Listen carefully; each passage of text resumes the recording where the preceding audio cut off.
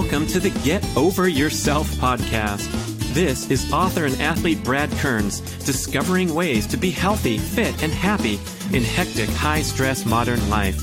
So let's slow down and take a deep breath, take a cold plunge, and expertly balance that competitive intensity with an appreciation of the journey. That's the theme of the show. Here we go.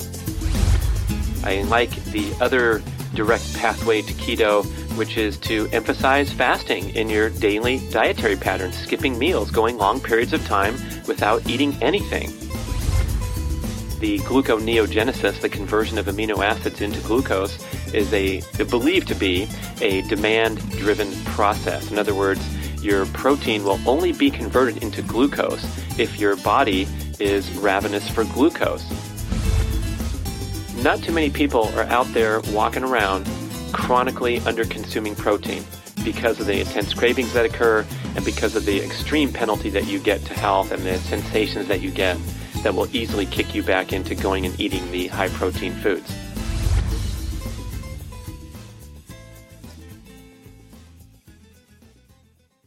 Let's talk about ancestral supplements.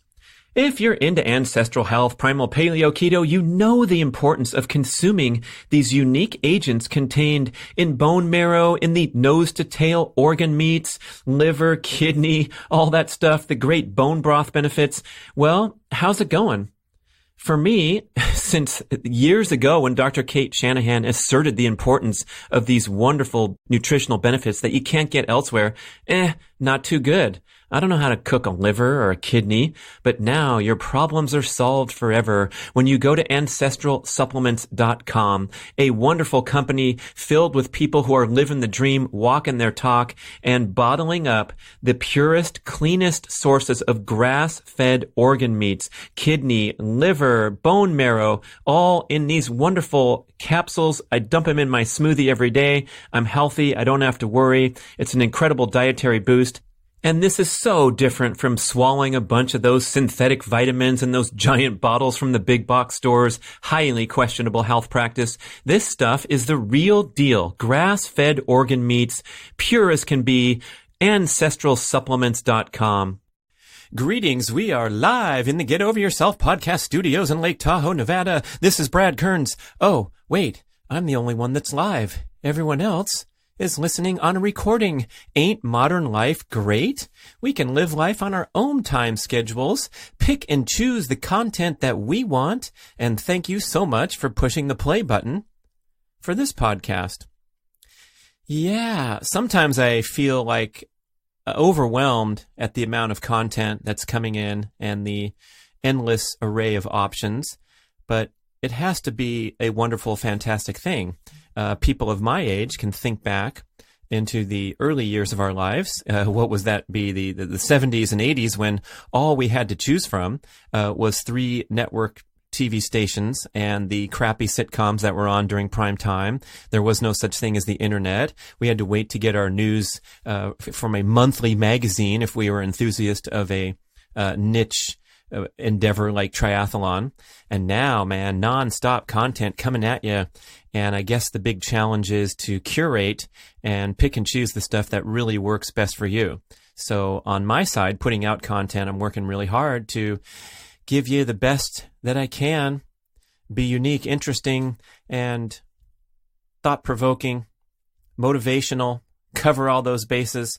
And today we're going to do a Q&A show, which is really a wonderful experience to connect with the audience and reading through these. Oh man, some of them are like thank you letters, success stories, and I'm really touched by reading some of these. So thank you so much for taking the time to click on the button on the website or just type the email to getoveryourselfpodcast@gmail.com and send us your comments, questions, feedback, and we will do these shows regularly in the interest of building community. And I think the questions were very thoughtful. You did a great job, you that wrote in, on putting things out there that are of relevance to everyone. And so hopefully we will all get some benefit from checking in with the audience. And it's been a while for some of these. In other words, the questions have built up over a long period of time. So I'm sorry for taking a long time to getting to your question. But let's start. with Jeff. Hey, Brad, listen to your podcast. Absolutely love them. Thanks for doing what you do. I'm a regular guy who works a lot and tries my best to take care of yourself. Welcome to the club. Yeah. And Jeff just wants to know what blue light glasses that you recommend, and also what UV negative ion air filter that you use. I have Raw Optics, my main man, Matt Maruka, the boy wonder. This guy, only 20 years old, has been making the podcast rounds. Maybe you've heard of him. He's got a wonderful company that he started and operates called RA Optics, Raw Optics, named after an Egyptian god of sunlight or something like that. Something cool stuff. Check out the website. They have the very highest quality blue light blocking eyewear. So I've been throwing on assorted pairs for several years now that I've bought online or found at the home supply store. And quite a few of the pairs create some type of distortion where I can't see as well as I can when they're off. And so they're very annoying. I'm trying to follow the rules, do my best, be a good boy, and put on my orange lenses or my yellow lenses at night so I can do whatever I'm doing. If I'm possibly engaging with the screen, it's even harder because I need the prescription eyewear. And so you'll see me with them irregularly on and off and not getting a high score in the blue light blocking in the evening. Now I've discovered a really high quality pair will let you see really nicely, and it's no problem to keep them on throughout the night. I got a prescription pair from Raw Optics, so I have my computer glasses at night, and I can work peacefully. Here's the thing. I try not to use them, so I have this precious pair that's beautifully styled. Love them, fits great. The view is nice and mellow, and I look at them and go, nah, I'm just going to pass and do something else. So they're sort of like a disincentivizer to get work done, even though I have them there when it is time to do it. Does that make sense? So check out rawoptics.com. There's also the UVEX glasses on Amazon.com for like $10 or $12 that actually scored really highly. So you want a quality pair that has a high score in terms of the percentage of blue light that it blocks out. So obviously an expensive pair like Raw Optics or most of the expensive pairs will get a high score, but even these cheap pairs, UVEX got a high score. So if you don't want to invest a lot, but I would recommend if you go over to Raw Optics, you can get, I think, a 15% discount. Just start on the bradkearns.com shop page and click over to the website. Look through what they have. And yes, you can send them your prescription, either distance vision or screen vision, reading glasses, and they will make them for you. Fantastic service. I got mine like 2 days after I ordered it. A prescription lens came in through the mail. So this guy, Matt, he's a piece of work. You're going to love listening to him on a future podcast, or you can search for his name, Matt Maruka, talking in extreme detail about the health hazards of blue light exposure after dark and all kinds of peripheral topics related to healthy living. And he's only 20 years old. He had an amazing autodidact, self-learning journey starting in high school when his health was suffering, and he finally figured out how important it was to optimize his circadian rhythm. So that's my answer. Long one for that. And then the HEPA filter plus ionizer is what you want to look for. I use this brand called Envion. You can find it on Amazon, Envion. I should put a direct link to this machine because it's really fantastic. It has different speeds. It has options to do a UV filter as well. And of course, the ionizer is really important because this machine generates electrically charged molecules into your indoor airspace called negative ions. And these are energized air particles that increase the energy of the air that you're breathing. Because typically when we're in a confined indoor space, the air is de-energized and predominant in what's called positive ions, a different type of molecule. And sorry for the terminology, but positive ions are bad and negative ions are good. So the most negative ions are generated in outdoor environments such as large bodies of water, high in the mountains, in windy areas, and especially cascading water and the explosion of the waterfall or even the shower. That's why you feel, one of the reasons why you feel energized when you exit the shower is the generation of negative ions by the cascading water. It's fascinating science. There's some good books that have covered it. One of them is The Tao of Health, Sex, and Longevity by Daniel Reed. It's about 20 years old, but a fantastic book that goes into detail. And when they first discovered the power of negative ions, sort of by mistake, was during the Apollo astronaut days. And these super fit astronauts that, of course, go through all the testing and the protocols to make sure they're fit for space, these pictures of human fitness and health, were getting inexplicably exhausted after spending short periods of time in the simulated space capsule. So they locked themselves into an enclosed metal space, and the poor guys were getting fatigued when they predictably were supposed to be able to last for 18 straight hours for the test or whatever it was. And they discovered that it was because the airspace becomes devoid of energy, literally, because it's an enclosed space, especially an enclosed metal space. Think of anything relevant? How about your car commute in the enclosed metal space? Why are you so damn tired after doing a 6-hour road trip? You're just sitting there. You haven't exerted yourself. But I tend to fall asleep or, have the symptoms of about to be falling asleep at the wheel. I get so tired so easily when I'm driving, likely due in some respect to the de-energized air particles. So when you turn on this machine in your bedroom, in your office space, it is emitting the exact same molecule as you get from a natural environment, because again, this is electricity, science, getting past my knowledge base, but that's the truth, that you can actually generate negative ions just as you might when you're outdoors hiking on the trail up in the mountains with a handy-dandy little machine. So it does make a big difference in the air quality and the energy level of the air indoors. So get that thing and make sure to push the negative ion button. There's switches and buttons on the units that I've used over the years where you can choose to run the ionizer or not. So it's called an ionizer, negative ion generator, whatever the terminology is. You turn that thing on and run it 24/7 in your indoor environment. Wonderful thing.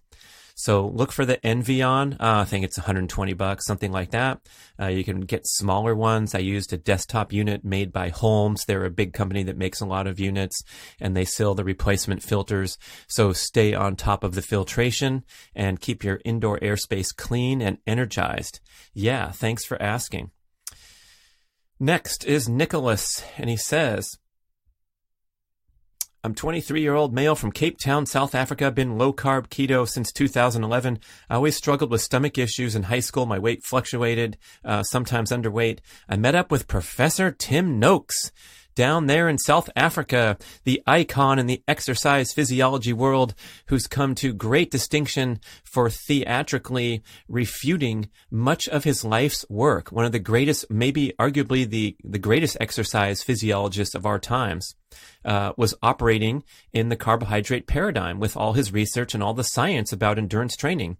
And he discovered the low-carb scene, the keto scene, on his own because his own health was suffering, and he was trending into the type 2 diabetes diagnosis that had stricken his family very severely, despite his long-term commitment to ultra-marathon endurance running. The epic Comrades Marathon that takes place in South Africa every year is a centerpiece of the sports culture down there. So here's this guy, one of the smartest dudes in the world about exercise science and the role of carbohydrate and dietary patterns and muscle performance and recovery. We've learned our whole lives that carbohydrates are the fuel for working muscles. And so this is this guy's life work, his research. He's out there dutifully putting in the miles to perform these great feats of running. The Comrades Marathon is 52 miles. It's a double marathon, and thousands of people do it. It's a huge deal down there, and nevertheless, trending toward type 2 diabetic.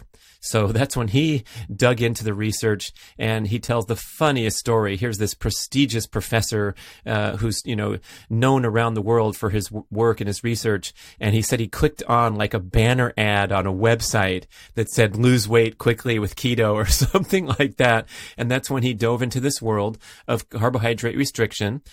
He very quickly righted his health concerns, escaped from the type 2 diabetic category, and went to town with this epiphany, refuting a lot of the stuff that was published in his books and with his research.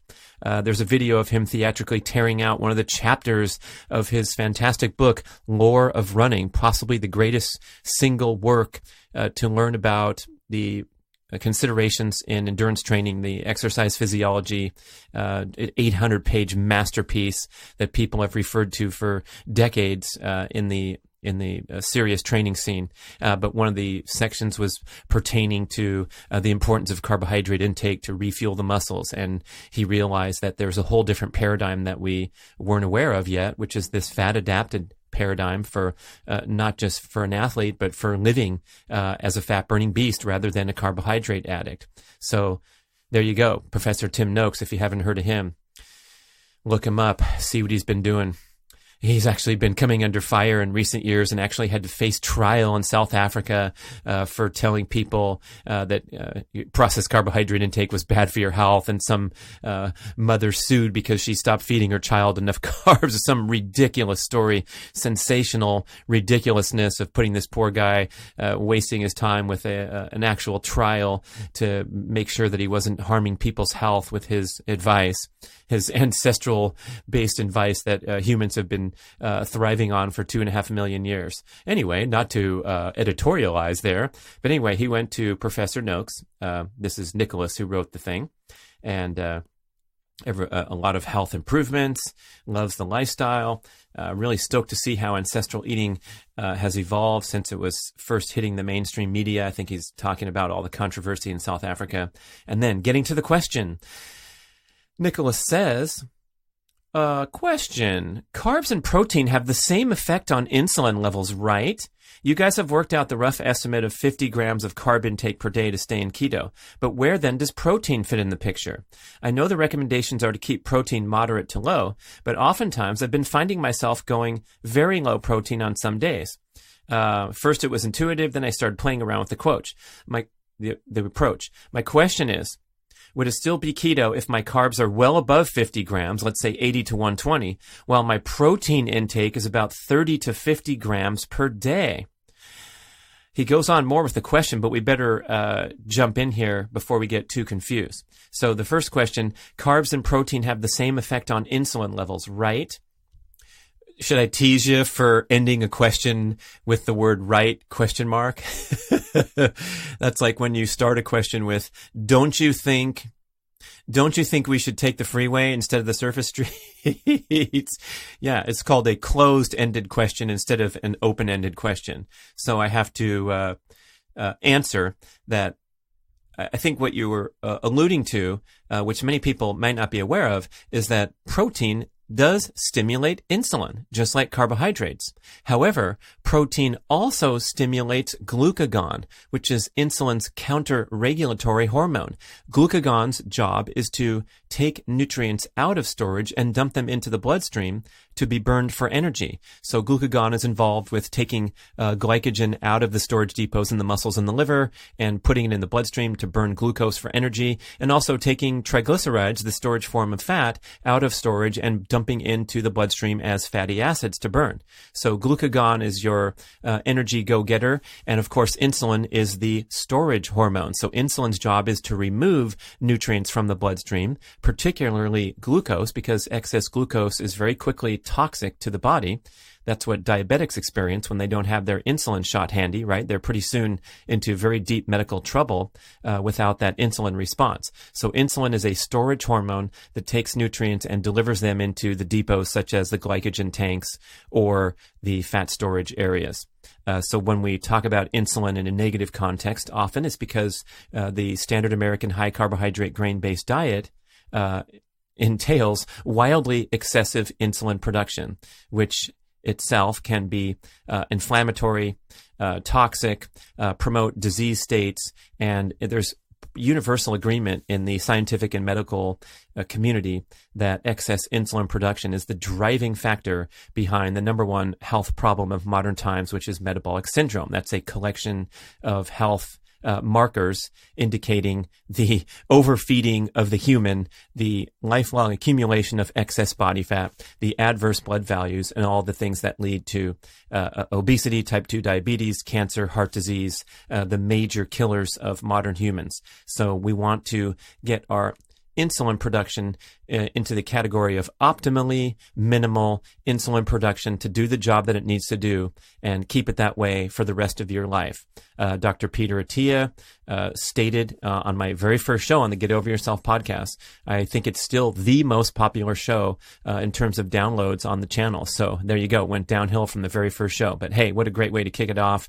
And that was just before he kicked off his own show called The Drive, which has become very popular. So go listen to Dr. Peter Attia on Get Over Yourself podcast episode number 1. Good stuff. But he said that his favorite longevity marker, maybe his single favorite marker, would be insulin area under the curve, insulin AUC. That's a scientific concept, meaning essentially that you produce an optimally minimal amount of insulin to get the job done, to store the energy that you need, to repair muscles, give them the nutrients that they need, but never into that category of excessive insulin production that turns you into a carbohydrate addict that you need your energy from your next meal rather than from the vast stores of energy that you have on your body. Because when insulin levels are high and when they're chronically high from eating high carbohydrate meal or snack one after the other for the rest of for decades on end,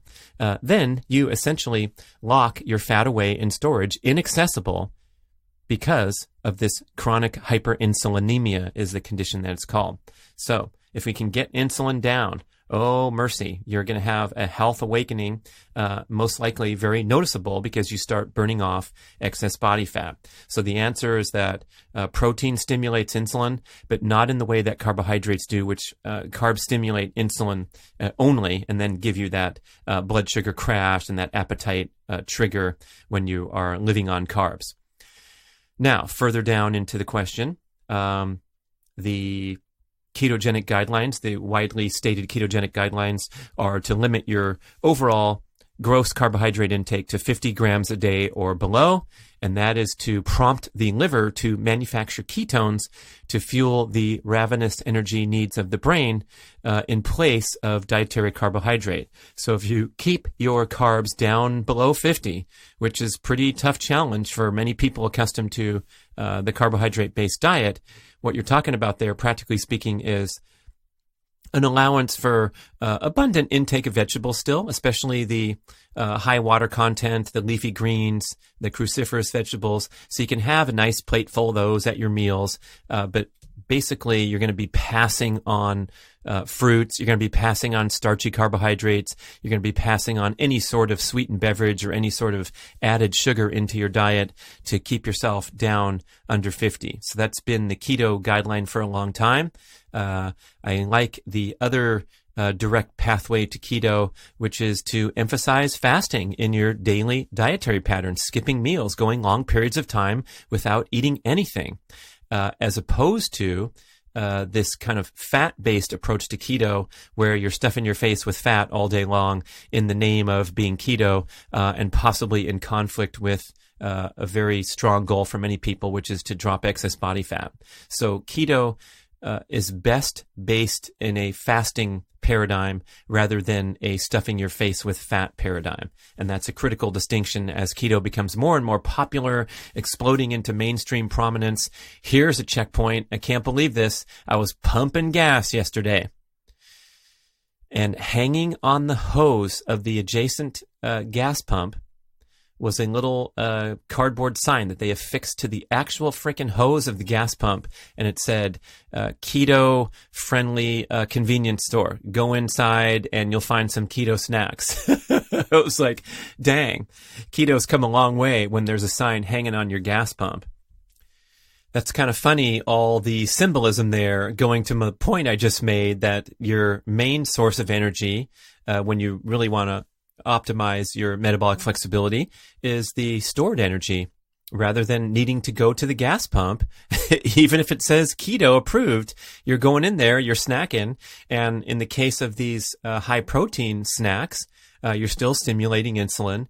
And arguably, Dr. Kate makes this point too, anything you eat is going to shut off internal fat burning. So even these approved snacks, you're kind of bypassing the gravy train, which is the graceful ability to burn stored body fat and manufacture ketones in the liver, and being a closed loop system, as Mark Sisson calls it, meaning that you can take or leave the meals as you go through daily life. If you don't eat, you're just fine. You don't notice anything different. And these extreme enthusiasts that we can learn so much from, like Todd White, you can listen to our show early on in the podcast. He's the purveyor of dry farm wines. He is locked into a pattern of fasting for 23 hours every single day. So basically, he has a lavish dinner meal, most often keto aligned. So he's not consuming a lot of carbs even when he does eat. Some people do it differently. Ben Greenfield's had some interesting concepts because of his athletic ambitions and his heavy training, where he banks a lot of hours in a fasted state, eating these keto aligned meals and what have you. But then in the evening, during family time, the celebration aspects kick into gear, and he might be consuming a substantial amount of carbohydrates at an evening meal, which serves a couple cool purposes. One of them is that it ensures he recovers and restores glycogen from his ambitious workouts during the day, but he's still getting all these benefits of being fasted, being keto aligned, and then killing two birds with one stone. And in other words, not compromising or not suffering those potential negative consequences that a lot of people talk about from restricting carbs too much and possibly compromising performance, recovery, maybe even some hormonal concerns, especially with females. And we can talk more about that.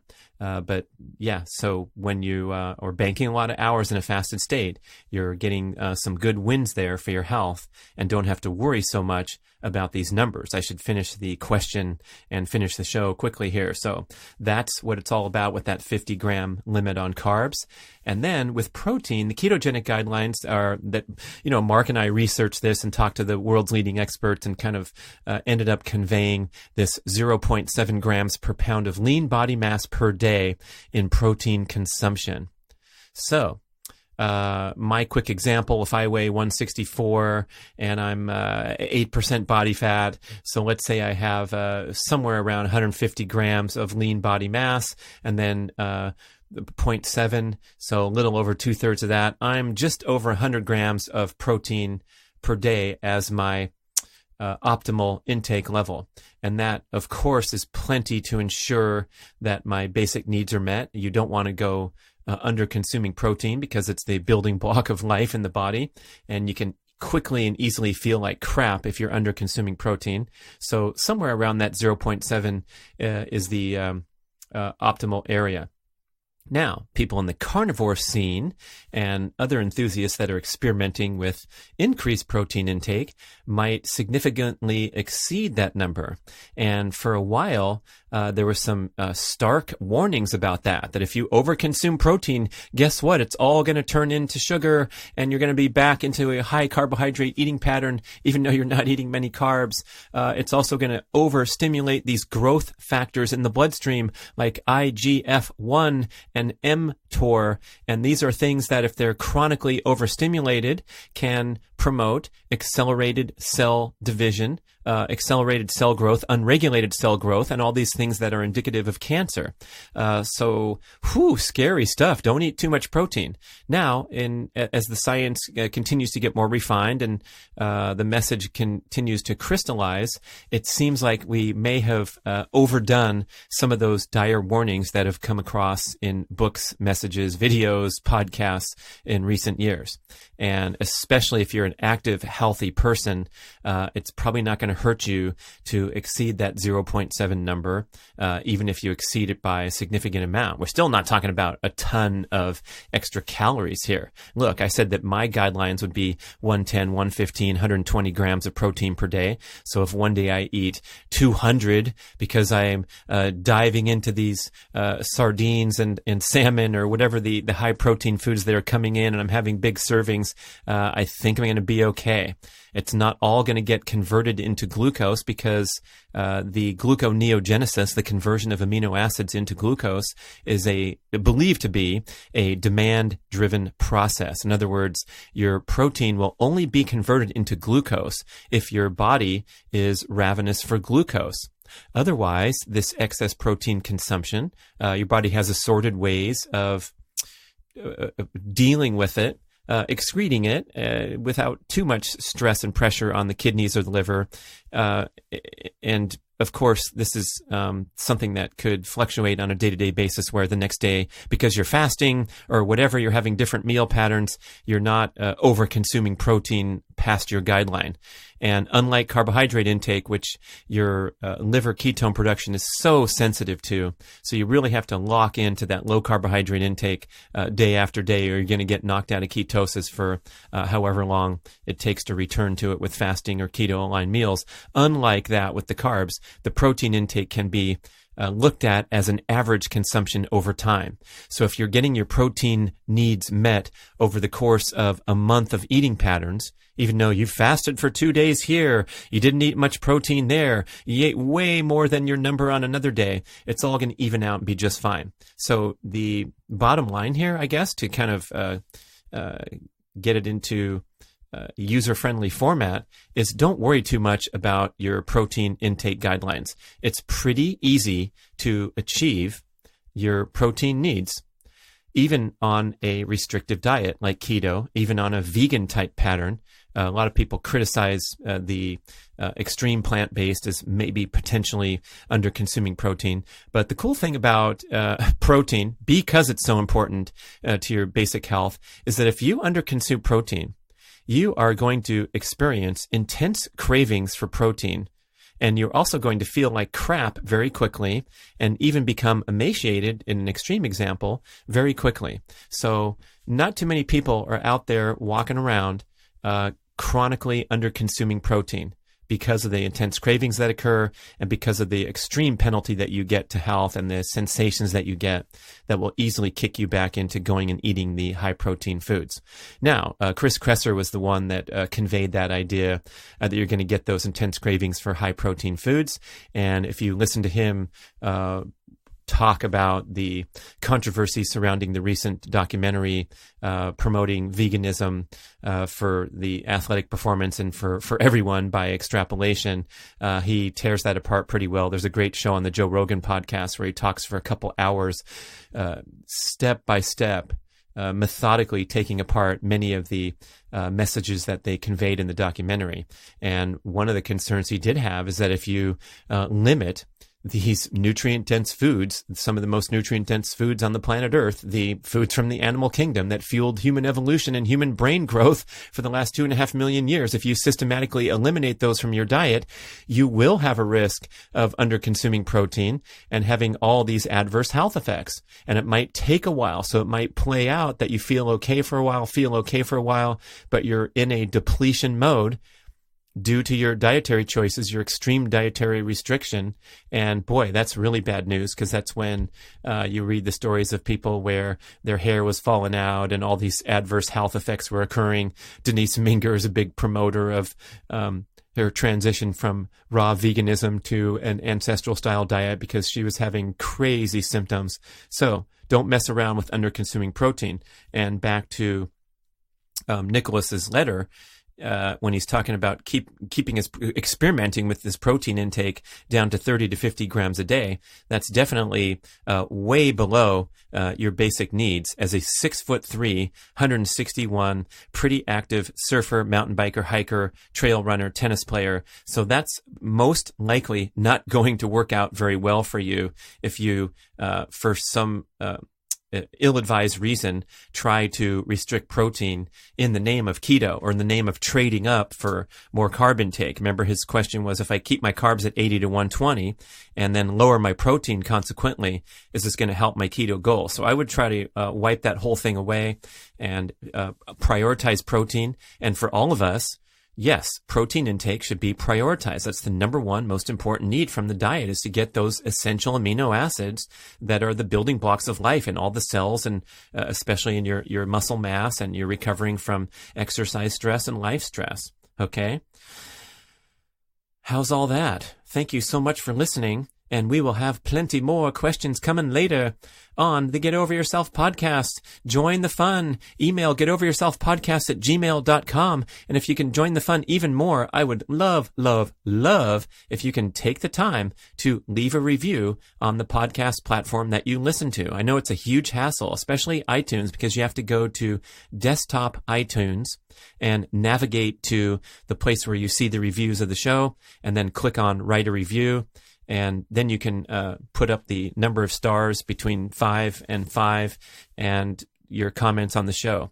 And the more reviews we get, the more elevated the podcast is in the search areas, and more people get to find it. So take 1 to 2 minutes. It'd be a huge help and a huge favor. And if you listen to podcasts on other platforms, like I'm using this app called Overcast, because it helps you sort and playlist the shows really efficiently. You can play the show at different speeds. You can go all the way up to 2.0, 2.2, 2.3, and 1.7, whatever it is. And sometimes I put it up there, and then I have to slow it down if people are saying something really important. If they're just blabbing about promoting the show or something, then I can speed it up really fast.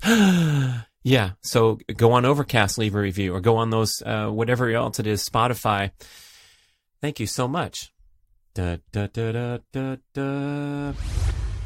Thank you for listening to the show. We would love your feedback at getoveryourselfpodcast@gmail.com. And we would also love if you could leave a rating and a review on iTunes or wherever you listen to podcasts. I know it's a hassle. You have to go to desktop iTunes, click on the tab that says ratings and reviews, and then click to rate the show anywhere from 5 to 5 stars. And it really helps spread the word so more people can find the show and get over themselves, because they need to. Thanks for doing it.